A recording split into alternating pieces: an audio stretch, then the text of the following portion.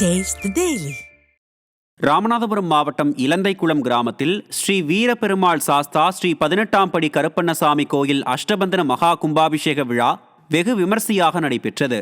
பரிவார தெய்வங்களான ஸ்ரீ கணபதி, ஸ்ரீ முருகன், ஸ்ரீ இளைய பெருமாள் கோவிலுக்கும் சிறப்பு அபிஷேகம் ஆராதனை நடைபெற்றது.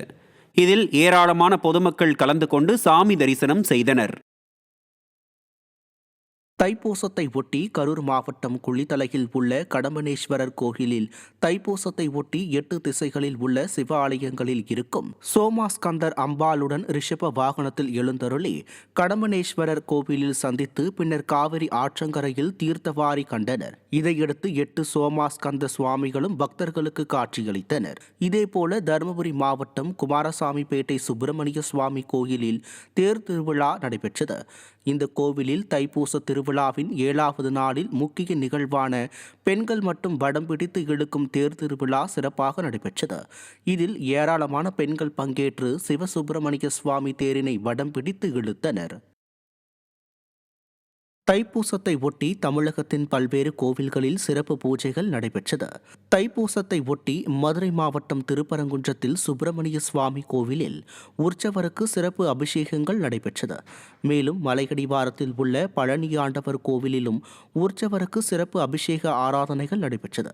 பின்னர் சுப்பிரமணிய சுவாமி, முத்துக்குமார சுவாமி, தெய்வானை ஆகிய சுவாமிகள் கோவிலில் உலா வந்து பக்தர்களுக்கு காட்சியளித்தனர்.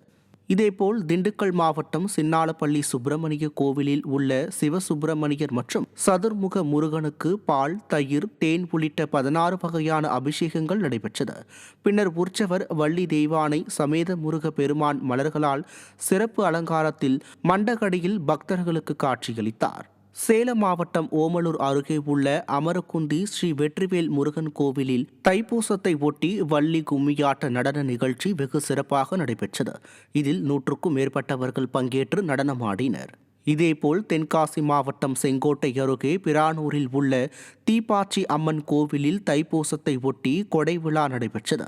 இதில் தீப்பாச்சி அம்மனுக்கு சிறப்பு அபிஷேகங்கள் செய்யப்பட்டன. இதையடுத்து சிறப்பு அலங்காரத்தில் தீப்பாச்சி அம்மன் பக்தர்களுக்கு அருள்பாலித்தார். பின்னர் இரவில் பறவை காவடி ஊர்வலம் முக்கிய வீதிகள் வழியாக நடைபெற்றது.